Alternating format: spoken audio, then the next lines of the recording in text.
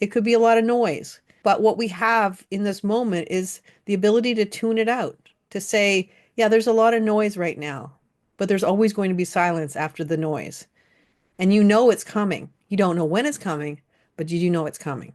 And that's what we can always hope for. That crack of sunlight that's warming up the world, and also silence where there was so much noise. And this is where we're going in the future. So here we are at the end of the month already, the 29th of March. We have a solar eclipse at 9 degrees Aries. As most eclipses, they're always connected in some way, and this is a continuation of the eclipse that happened between the 13th and 14th of March earlier in the month. And it brings a lot of the same energy, but it also brings different energy as well. And so we know that the 35-36 channel, which is like an emotional channel, a global emotional channel that has been vibing with us for a long time, or not vibing according to who you talk to, it remains, and it continues on with this high expectations, high sense of I want things to happen in a certain way. I want to progress. I want to get ahead. I want to have the things that I want to have. But what we now see with this is, instead of just a lot of abstract energy, maybe a little pinch of logic here and there, we have more logic. And this logic energy is actually ready to sort of push up its sleeves and start to work, and to start correcting some of the patterns that have been broken beyond repair. And it is about, sort of looking at the world as it is. This needs to be fixed. And how are we going to start to fix it? So we have the sun in gate 17, line 6. The sixth line is always going to be a little different, a little bit mutative. And so this is what we're talking about. This is going to be mutative energy. In other words, what we've always done before will be changed a little bit. So logic isn't just logic anymore. It's logic that's going to be mixed with a little bit of something else. And so it's looking at the future, and the future is gate 21. And this is really talking about resources and how they're dispersed and who controls the resources. So this is sort of the theme we're looking at. And so this is looking at a changing how resources are controlled, mutating it. How is it normally controlled? How should it be controlled in the future? And keep in mind that the sun and moon are in exaltation in gate 17, line 6, which talks about the idea of people coming up with really sound ideas, really sound hypotheses of how we can correct the patterns of the future. And so we have somebody coming in with some level of leadership that's going to say, okay, this is how we might be able to start working towards something better in the future, to correct the patterns that are broken, to make a better future for everybody. Because gate 17 is called the following, and it's really talking about the fellowship of people, how we're all in this together, that no matter how individual we are, we all sort of have some interconnectedness. We need to be in life with everybody else. And it can't just be this group and this group and this group. And really, we're looking at moving away from the tribalness of how we have created the world. And now we're moving into this perspective of understanding that everybody has a place in this world, and allowing them to sort of find their way. And instead of pigeonholing everybody and saying, you belong here, you belong here, you belong here, we're now looking at people as a whole and saying, well, maybe they can decide where they feel like they want to fit in, and maybe they can decide what job they want to do or what they want to do in the future. So it is very mutative in that way. So we have a lot of definition. So we have a lot of energy. I look at this as being a global solar eclipse, where we might see a lot of global energy moving around. Although it can always be something that is personal to you. That doesn't mean that it's taking everybody out of the equation, but we might see a lot of stuff happening on the world stage. And so that's something to keep in mind. But for this solar eclipse, we have a defined ajna, defined throat center, and a defined solar plexus. So we know that the emotions remain, but now we have something different. Now we have awareness and potential clarity. And with Mars in gate 62, line 3, this is a really cool line. And I really like this, where it's going to be in harmony with gate 17, line 6. The whole channel is 1762. And harmony means that they're sort of potentially seeing eye to eye, understanding each other's point of view, you could say, these two energies. And so we're looking at coming up with something that has never been seen before. And the gate 62, line 3 is called discovery, where suddenly we're discovering something that is actually huge, and it can really shift a lot of the collective in the patterns of how we live our lives. And so something brand new is showing up in the collective. So we have this opportunity for some really good shifts to be happening, some really good conversations to be happening, some really good opinions to be offered up to find solutions for the patterns that are needing a lot of correction. Not only is it about finding better patterns, but it's also about sharing this concepts of what you think is going to be a better pattern, this new discovery, these new ways of looking at things, knowledge that is very valuable to shift the collective in a way where more people can use it. This looks like a big discovery that could shift the collective in a way where we're starting to see something kind of click into place and things getting a little bit more stable, you could say, or at least the beginnings of something that we might see happening in the future that might bring some level of stability. Once again, this seems like a very karmic energy because we also have gate 36, line 6, and it's in exaltation and also in detriment, or it's juxtaposed, which means that we can have equal energy of both exaltation and the detriment, which means that there will be people who are happy with this new pattern, this new way of looking at the world, the new way, new direction, you could say, for life, this new awareness. But then there's other people who don't want it to be like that. They want to sort of keep it in the same way instead. And so we have this kind of tug of war. But what happens with Jupiter in gate 35, line 5, this is a leader who makes a sacrifice where their progress may be stymied, where they may not get the advances that they want to get, or they might not advance in their life, and yet they know that the decisions that they're going to make are for the better of the whole. And so they make these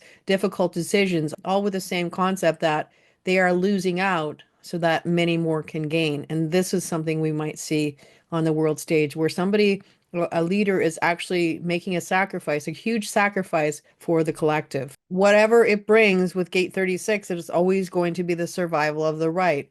And when we talk about the survival of the right, we're not talking about right or left. We're talking about the right as in the superior person, you could say, the person who lives to their truth and to their values. So for this particular solar eclipse, we have the exaltation and also the detriment. So in other words, we have people who are going to be made angry by the choices that are made, and there are also going to be people who are in the darkness about the choices that are being made. But ultimately, in the end, it is moving us into a new cycle and something brand new. So there will be people who are not in agreement with this going forward. But based on Jupiter in gate 35, line 5 and detriment, it really does say that this is for the betterment of humanity and for the betterment of the collective in general, especially when we look at gate 17, line 6 and gate 18, line 6. This is all about corrective forces starting to shift something new. And remember, because the 1762 is only the beginning of the logical process. It comes from the 63-4, then it goes into 1762, it goes to the throat center. This hypothesis is spoken, and that is when you're hoping to get support to start to manifest something new in the world, to bring something new. This solar eclipse is also very heavy in another energy, and that's gate 25. So we have Neptune in gate 25. We also have Venus in gate 25 and Mercury in gate 25. This is where they go into a conjunction or a connection, Mercury and Venus, and they're all connecting with Neptune. So they're all in this gate 25, and it is about this: be here now, be in this moment, look at the beauty around you, enjoy life as it is.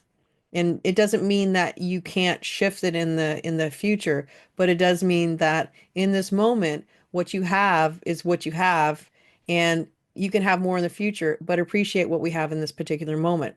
There's the other perspective because we have the juxtaposition of Venus in gate 25, line 1, which says that there's a sense of feeling insecure. Oh, what will the future bring? Those types of things. But on the other hand, this is a direction for the humanity. This is about being in, again, what Pluto has been telling us basically since it moved into gate 41, line 2. It's really talking about being in your own space, you know, again, to get out of the world problems and to get into your own life. And when you do that, you're in that moment, you're in the now, you can appreciate what you have. And you can also work for the future for what you want to have. The direction, this is a love gate. You know, this is about universal love. This is loving everything because it exists. And this is what this energy is kind of telling us, that everything exists for a reason, even if it feels like a pain in the behind. It does exist for a reason. There is a method to everything, even though we don't know what that method is or what that meaning is until the end. It all comes back and gives us everything in connection, and this puzzle pieces all kind of click together and say, "Oh, okay, this is what this was all leading up to."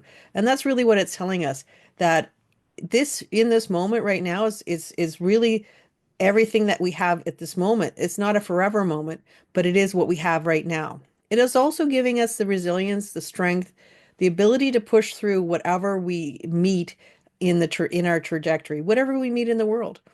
Gate 25, line 2, in exaltation, is giving us that ability to push through whatever we need to push through. Mercury in 25, line 3 says that we have what we need, we have the resilience, we have the strength. No matter what, we have what we need if we believe we have it. Now, if we don't, that's another story. There's always an ability to go into fear because with the Earth in Gate 18, the beginning of the splenic gates, we know that we're going to continue to move into the awareness gates and into the themes of fear, and to move through those with this ability to say that, yeah, I can do this. I have the tools, I have the strength. Neptune in exaltation coming back into the collective has given me the tools that I need, 25 line 1, for my healing. So I know what I need and I know how I can make it happen. And with gate 30, line 3 back in play in the collective as well, this is in, even though it's not in this solar eclipse, it's still back in the global aura. It's also acceptance of what is. And so it really is in alignment with gate 25. It's all the same concept of be in this moment, be here now, be in your body, because that is a place where you will find the most information that you need to go forward. But it's also the place you'll find the most beauty, the most amazing things in nature, the things that we take for granted. Whatever you have, there are things to have gratitude for. And this is really what this solar eclipse is telling us.